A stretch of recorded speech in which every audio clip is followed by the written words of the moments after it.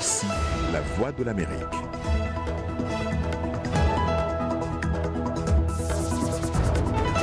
Madame, Monsieur, bonsoir. Le Monde aujourd'hui, édition du vendredi 23 mars. Tout d'abord, les titres.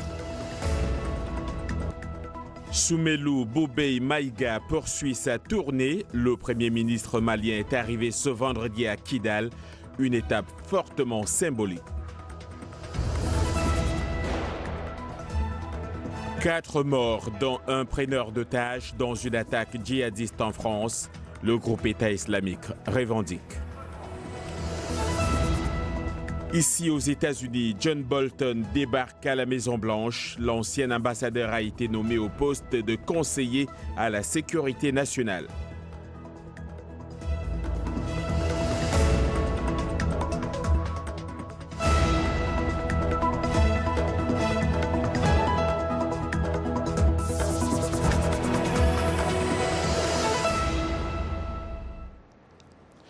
C'est une visite fortement symbolique que celle effectuée ce vendredi à Kidal par le Premier ministre malien Soumelou Boubèye Maïga.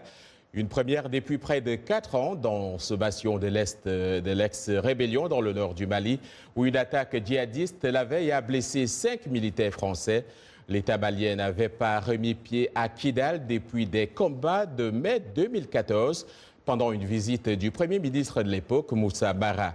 Combat qui s'était soldé par une lourde défaite de l'armée face aux rebelles. Pour évoquer avec nous cette actualité, je reçois dans ce studio Idriss Fall. Idriss Fall, bonsoir. Bonsoir John et bonsoir à vos téléspectateurs. Vous êtes rédacteur en chef à VOA Afrique. Alors, Idriss Fall, quelle analyse faites-vous de la visite du Premier ministre malien à Kidal? Je crois qu'il y a eu beaucoup de pression pour que l'accord d'Alger de 2015 soit appliqué. Le gouvernement malien vient d'annoncer qu'il y aura des élections. Et ce qu'il y a comme changement, c'est que ce sont les mêmes anciens rebelles qui aujourd'hui sont au sein de la CMA, la Convention des mouvements de l'Azawad, qui a assuré la sécurité du Premier ministre malien à Kidal. Donc c'est vraiment un progrès monumental, parce que ce sont ces mêmes anciens rebelles qui avaient battu à plate couture en 2014 l'armée, après avoir prévenu le Premier ministre de l'époque, Moussa Mara, pour qu'il ne vienne pas à Kidal. Donc c'est symbolique. Après, il s'est rendu aussi à Gao. Il était à Tissalit, dans l'extrême nord algérien, et que toute cette zone, on sait que c'est là-bas où sont multipliées les attaques djihadistes. Donc on a l'impression qu'il y a un progrès dans l'application des accords d'Alger. Mais tout de même, Idriss Fall, on a du mal à comprendre l'instabilité qui règne dans la région de Kidal. Qu'est-ce que vous pouvez en dire? Je crois que ça va encore durer, parce que c'est deux problèmes différents, en sens que les djihadistes qui sont présents dans le nord du Mali, ils agissent un peu partout dans le centre, vers Menaka, ils traversent, ils vont au Niger. Donc la question djihadiste, on pensait avec les accords d'Alger, on allait les isoler, mais je crois que c'est une question qui sera encore là pour longtemps. Au-delà du Mali, plusieurs autres pays de cette sous-région font face à des attaques récurrentes des djihadistes. Comment mettre fin à cela? Pour le moment, je pense que là, on parle de la force du G5 Sahel. Bon, il y a la force Barkhane qui est là-bas sur place, il y a la MINUSMA qui est sur place, il y a l'armée malienne. Il n'y a jamais eu autant d'armées dans cet espace entre le Niger, le Mali, le Burkina Faso, en fait, qui tous veulent débattre, combattre les djihadistes. Vous avez évoqué la question tout à l'heure, celle des élections. Comment voyez-vous le paysage politique en ce moment au niveau du Mali? Pour le moment, il y a beaucoup de candidatures déclarées. Il n'y a que Ibrahim Boubacar Keïta qui n'a pas encore annoncé ses intentions, mais il y a beaucoup même. Je crois qu'on va voir quand ça va arriver, qui pèse quoi pour le moment. Pour revenir à la question des terroristes ou des djihadistes, beaucoup de gens se demandent quand même comment ces gens sont financés. Et puisqu'ils opèrent, on a envie de dire, devant tout le monde. Tout le monde sait, tu prends en otage un occidental et qu'on paye peut-être 5 millions de dollars par tête pour libération. Il y a des trafics de toutes sortes dans le désert malien, cigarettes, même c'est eux aussi parfois qui sont les passeurs de ces jeunes qui veulent aller mourir en Méditerranée et ça leur permet parfois d'en recruter quelques-uns avec des promesses d'argent. Les moyens d'avoir de l'argent dans le désert, il y en a beaucoup. Merci beaucoup Idriss Fall d'être venu. Merci. Je rappelle que vous êtes rédacteur en chef à VOA Afrique. Découverte macabre en RDC, 8 corps ont été retrouvés hier par les casques bleus dans un village de la province d'Ituri, dans le nord-est du pays, région en proie à des violences dues au conflit entre les éleveurs Emma et des agriculteurs Lendou depuis décembre 2017. C'est ce qu'a annoncé ce vendredi Guy Karema, un porte-parole de la MONUSCO. La situation se dégrade au Cameroun où un fonctionnaire a été tué et un préfet blessé hier dans une attaque imputée à des séparatistes anglophones dans la région du sud-ouest anglophone du pays. Selon une ONG locale, le préfet et son équipe se rendaient dans un village de la région lorsqu'ils ont été pris pour cible par des séparatistes anglophones présumés. Ajoutons par ailleurs que des élections sénatoriales doivent se tenir au Cameroun dimanche prochain. Ignoble et inacceptable, ce sont les mots du président Macky Sall qui tire la sonnette d'alarme au Sénégal après une série d'enlèvements et meurtres d'enfants ayant créé une psychose dans le pays. Il a appelé ce vendredi à traquer les malfaiteurs qui s'attaquent aux enfants et à les traduire devant la justice. La police a fait état mardi de 2 meurtres d'enfants et de 5 tentatives d'enlèvement. Ces derniers jours, le dernier meurtre signalé a eu lieu à Rufisque, près de Dakar, où un enfant de 2 ans et demi a été retrouvé mort lundi. Les Ivoiriens iront aux urnes demain dans le cadre des élections sénatoriales. En tout, 66 candidats de la coalition au pouvoir et 48 candidats indépendants se disputeront les 99 sièges du Sénat, une institution créée par la Constitution de 2016. L'opposition qui exige la réforme de la commission électorale a boycotté ce scrutin ainsi que les élections locales à venir. En France, le groupe djihadiste État islamique a revendiqué une prise d'otage dans un supermarché de ce vendredi dans le sud de la France. Le ravisseur a été tué après l'assaut donné par les forces de l'ordre. Un bilan fait état de 3 morts et 3 blessés parmi les otages. Les précisions de Blanche Sanou.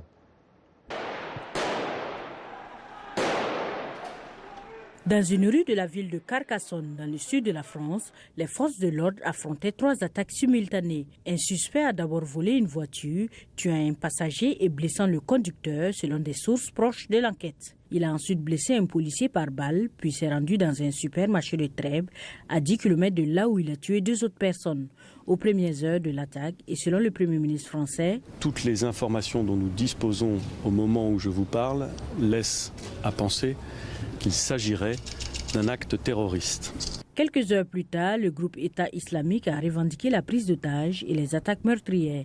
Et la réponse du président français ne s'est pas fait attendre. Si nous sommes attaqués, nous réagirons sans faiblesse. Chacun doit en être conscient. Un assaut des forces de l'ordre a permis d'abattre l'assaillant. Pour l'heure, le parquet a ouvert une enquête pour situer les différentes responsabilités. L'auteur présumé a été identifié comme Redouane Lagdim, 26 ans. Il était connu pour des faits de petite délinquance. Le président français Emmanuel Macron s'est dit conscient de la portée de tels actes. Nous considérons cette attaque comme un défi sérieux pour notre sécurité et comme une atteinte à la souveraineté. Aujourd'hui, la France reste traumatisée par une série d'attentats, parfois de masse, en 2015 et 2016, qui ont fait 241 morts et des centaines de blessés. Autre lieu, autre territoire français, vous n'entendez pas souvent parler de cette île française, Mayotte, située dans l'océan Indien entre la côte mozambicaine et Madagascar. Elle vit au rythme d'une grève générale depuis plus d'1 mois sur les réseaux sociaux. De récentes vidéos ont montré des cas de xénophobie apparente et des Africains et autres migrants malmenés par les locaux qui les accusent de promouvoir la criminalité et le chômage. Pour une remise en contexte, suivons ce reportage de Marie-Angèle Tout-Niman.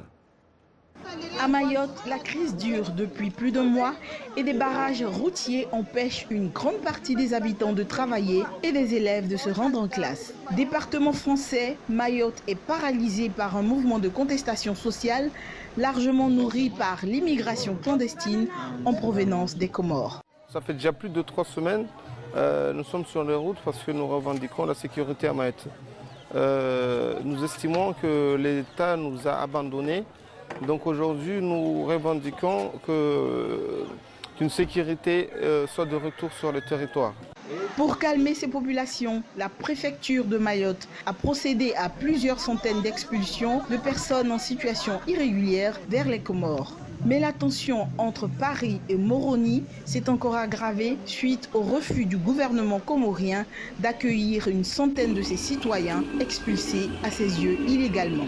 La population de Mayotte s'est soulevée contre l'insécurité parce qu'elle s'est rendue compte qu'au fur et à mesure qu'on laisse passer, que ce soit les Comoriens, que ce soit les gens qui viennent de l'Afrique, que ce soit les Malgaches, passent tous par Anjou pour entrer à Mayotte. Les élus de Mayotte disent craindre des affrontements entre les populations et les forces de l'ordre. De leur côté, l'intersyndicale et le collectif des citoyens qui mènent la contestation sociale menacent de bloquer le second tour de la législative partielle ce dimanche 25 mars.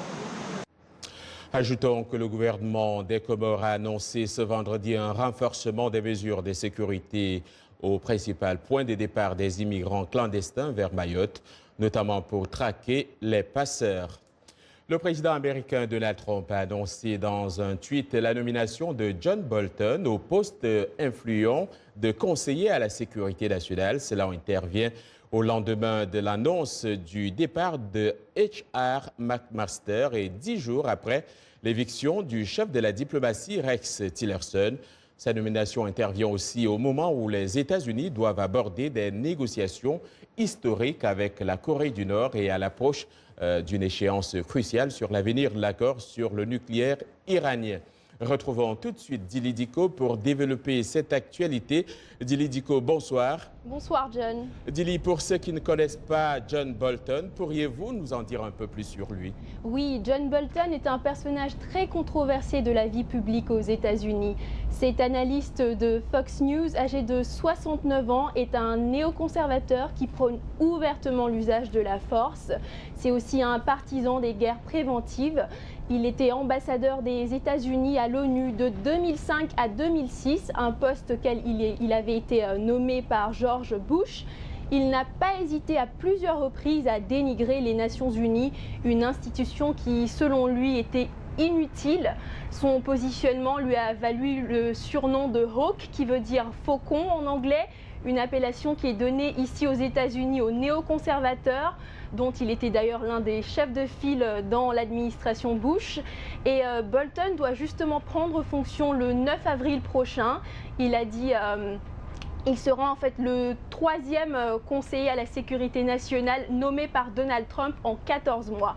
Et il a réagi par rapport à sa nomination en disant qu'il ne s'attendait pas à cette annonce, mais que c'est un grand honneur. Dili, est-ce que vous savez pourquoi il a été nommé et quelles ont été les réactions à la suite de cette nomination?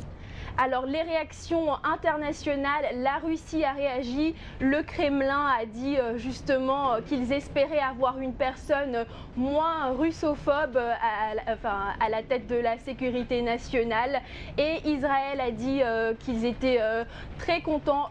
La ministre de la Justice israélienne a fait savoir que Bolton est un ami d'Israël et qu'il a plusieurs fois défendu ce pays sur la scène internationale. Merci beaucoup Dili, merci à vous. Ici, toujours aux États-Unis, la jeunesse se mobilise pour faire barrage aux armes. Pas moins d'un demi-million d'adolescents et d'adultes vont déferler demain samedi sur Washington. Il s'agit du plus grand rassemblement contre les armes à feu dans l'histoire des États-Unis. Des centaines d'autres marches sont également prévues à travers le pays. L'événement national baptisé March for Our Lives, Marche pour nos vies, est une réaction spontanée au massacre le 14 février de 17 personnes dans un lycée de Floride. Cet énième drame a choqué les Américains et exaspéré une bonne partie d'entre eux. Merci pour votre fidélité. Vous suivez Le Monde aujourd'hui, le journal de VOA Afrique, en direct de Washington.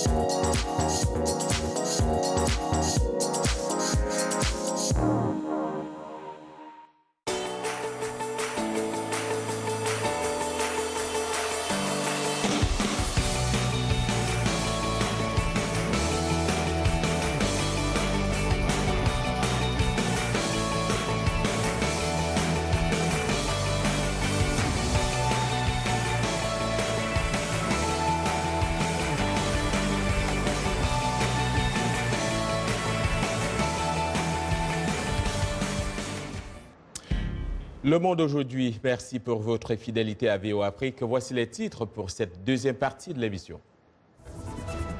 En Sierra Leone, l'éducation des jeunes mères préoccupe le gouvernement qui a mis en place une école alternative. Nous irons à la découverte du monde des super-héros où une bande dessinée fait fureur avec une héroïne musulmane. Et puis, ne manquez pas le sport avec le show Ibrahimovic qui débarque dans le championnat nord-américain de football. En Sierra Leone, le gouvernement a mis en place une école alternative pour encourager les jeunes mères à poursuivre leur éducation pendant leur grossesse. Mais pour l'UNICEF, beaucoup reste à faire, notamment pour s'attaquer à la cause principale des grossesses chez les adolescentes. Morgane Guiriec. À 17 ans, Fatmata attend son deuxième enfant. Elle avait 15 ans pour son premier. Fatmata et sa cousine ont été obligées de quitter l'école quand leur grossesse est devenue visible, à cause d'un décret du gouvernement qui considère que ces jeunes filles sont de mauvais exemples pour leurs camarades. C'était dur. Je voyais mes amis, les filles de mon village aller à l'école. Mais moi, je ne pouvais pas parce que j'étais enceinte. Et après, j'ai dû m'occuper de mon bébé. Je n'avais pas le choix. En Sierra Leone, une femme enceinte sur 3 est mineure. Sous la pression internationale pour que ces filles puissent être éduquées, le gouvernement a mis en place l'année dernière des cours spécialement pour elles. Ce qui leur permet de continuer l'école avec un emploi du temps allégé et sans être en contact avec leurs camarades. Sur les 14 000 filles mères inscrites dans l'école spécialisée, 5 000 ont repris leurs études après la naissance de leur bébé. Une réussite pour le gouvernement. Mais ces chiffres signifient aussi que plus de la moitié du groupe est passé à travers les mailles du filet. Le fait qu'elles soient enceintes ne veut pas dire que c'est la fin de leur scolarisation. Nous l'avons dit au ministère de l'Éducation. Nous voulons que ces filles aillent à l'école et qu'elles n'y soient pas discriminées. Mais en même temps, le gouvernement ne le permet pas. L'UNICEF soutient les écoles alternatives comme mesure temporaire, tout en disant qu'elles ne s'attaquent pas aux causes des grossesses d'adolescentes. L'éducation sexuelle n'étant toujours pas enseignée dans les écoles, ce sont les ONG qui s'en chargent.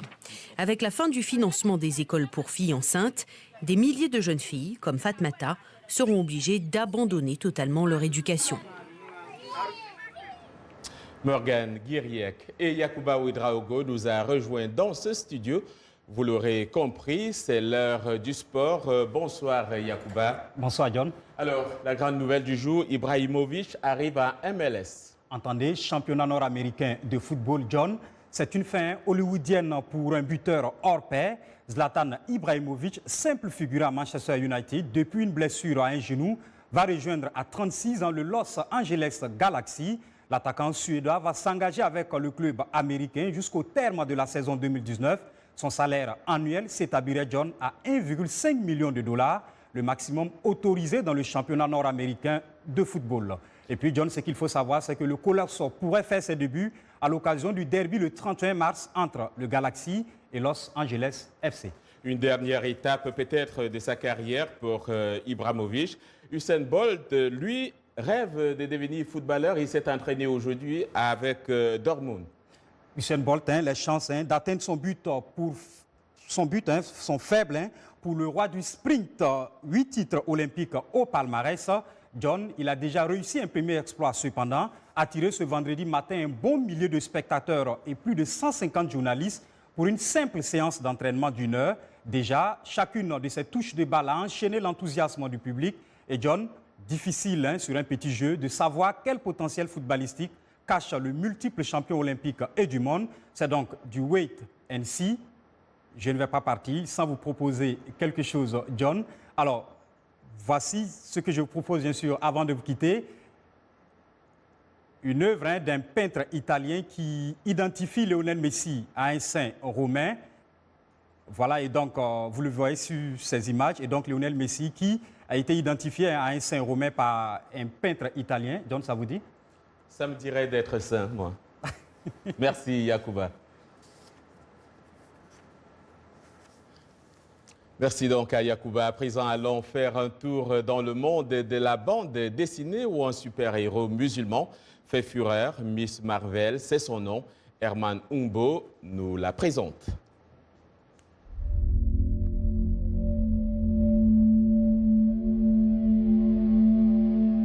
La Fondation Clément crée l'événement.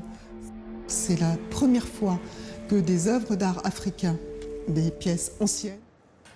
Voilà, comme tous les vendredis, on retrouve Roger Moutou. On va le retrouver tout à l'heure, Roger Moutou, juste pour signaler une nouvelle de sport qu'on n'a pas pu vous communiquer tout à l'heure. C'est que quelques résultats donc, des matchs amicaux aujourd'hui.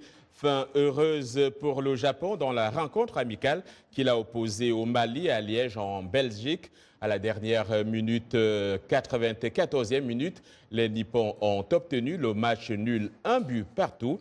Le Sénégal, l'un des représentants africains au mondial, s'est contenté lui aussi d'un match nul, d'un but partout face à l'Ouzbékistan. Le Brésil, favori du mondial 2018 en Russie, a battu le futur hôte du tournoi à Moscou, 3-0. L'Uruguay a disposé de la République tchèque 2-0 avec ses deux stars au top. Lui, Suarez sur penalty à la 10e minute et Edison Cavani à la 37e minute. À présent, allons faire un tour dans le monde de la bande dessinée où un super-héros, on vous le disait, musulman fait fureur, Miss Marvel, c'est son nom, Herman Umbo nous la présente.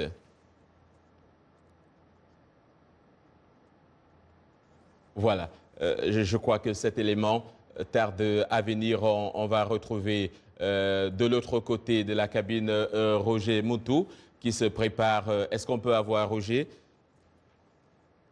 Sinon, on va donc continuer avec notre interview. Roger Moutou sera là d'ici peu, ou plutôt on va passer à autre chose avant de vous parler de culture avec Roger Moutou.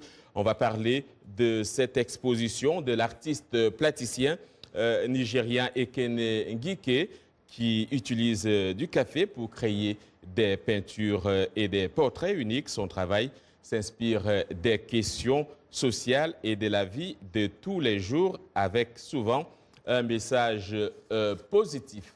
Voilà, on va peut-être rappeler quelques titres de cette actualité aujourd'hui ou bien prendre une petite pause. Voilà. Ekene Ngige a trouvé un moyen pour combiner son amour pour le café et l'art pour s'exprimer dans son studio à Lagos, au Nigeria. Il a commencé à utiliser le café dans ses œuvres en 2016, après une rencontre intéressante 2 ans plus tôt. I love coffee, I'm a coffee lover.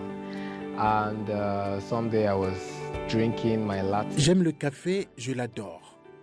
Un bon amateur de café, un jour j'en buvais et nous avions une courte réunion et alors que j'ai voulu prendre une gorgée, des gouttes sont tombées sur mon calepin. La couleur était si belle sur le papier, la texture était tellement élaborée que je me suis dit que l'on pouvait vraiment faire une belle pièce d'art. Je me suis dit qu'un jour, j'allais essayer.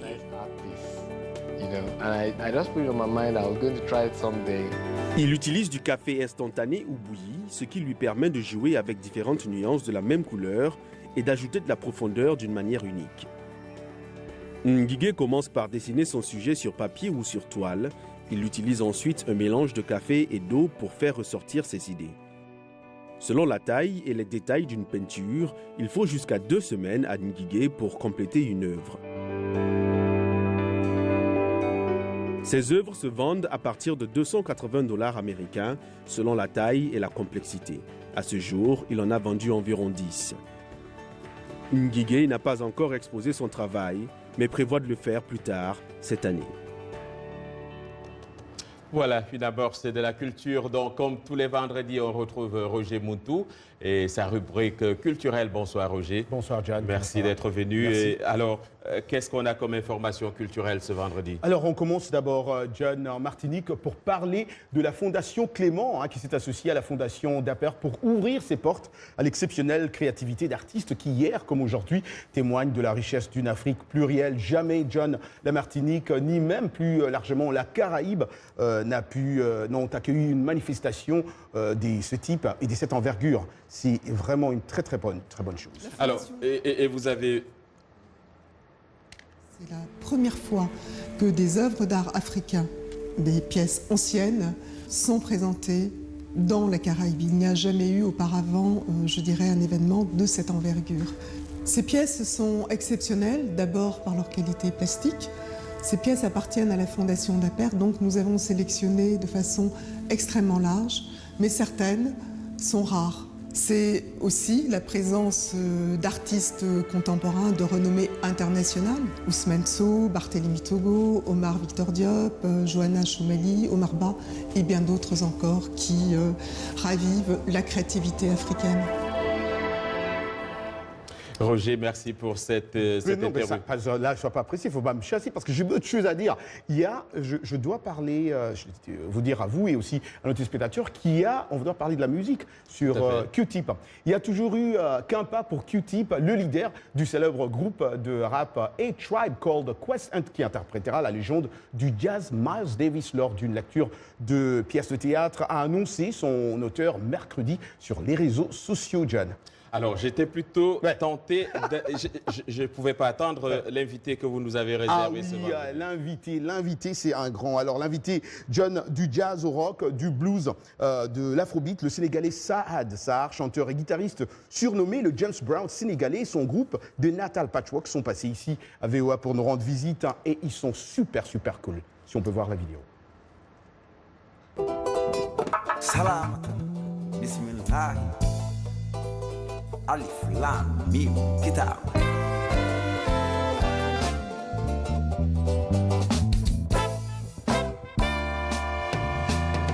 Jasla, connecting many people.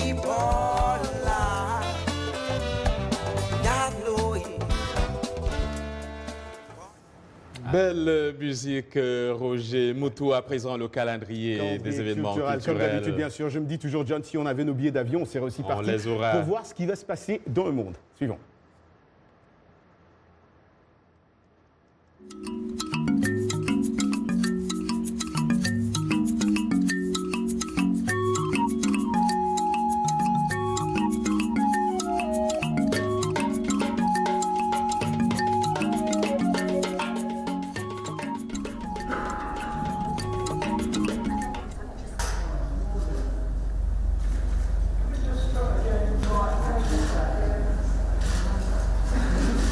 Retrouve la semaine prochaine. Vous serez en compagnie d'Anastasie Tudièche dès lundi. Bonsoir.